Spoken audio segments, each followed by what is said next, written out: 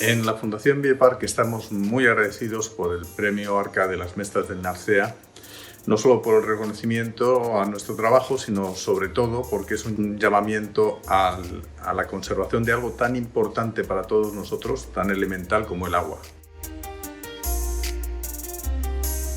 La Fundación Biopark surge como un complemento necesario para los distintos bioparks, tanto el de Valencia como el de Fuengirola o como el Acuario Gijón, porque los parques hacen la conservación ex situ, donde se cuidan las especies dentro del parque y se ayuda a su conservación, y con la Fundación lo que hacemos es llevar esa conservación a los lugares originales, hacer conservación también in situ.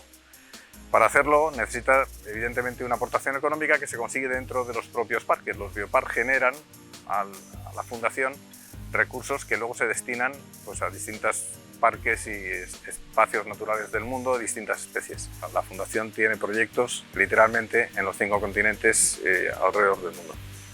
En nuestros ríos, del que el salmón atlántico, por el que nos han dado el premio, es un bioindicador maravilloso. Es el único salmón que tenemos en España, es un animal que necesita las aguas limpias y los ríos sanos.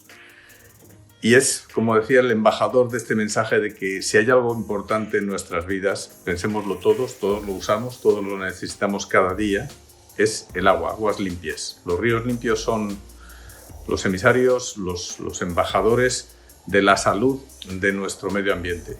Y por lo tanto este premio, que en el fondo nos hace un llamamiento a que cuidemos nuestros ríos, es para nosotros desde luego un orgullo enorme, y yo creo que para todos debería de ser un aviso importante de que tenemos que cuidarlos.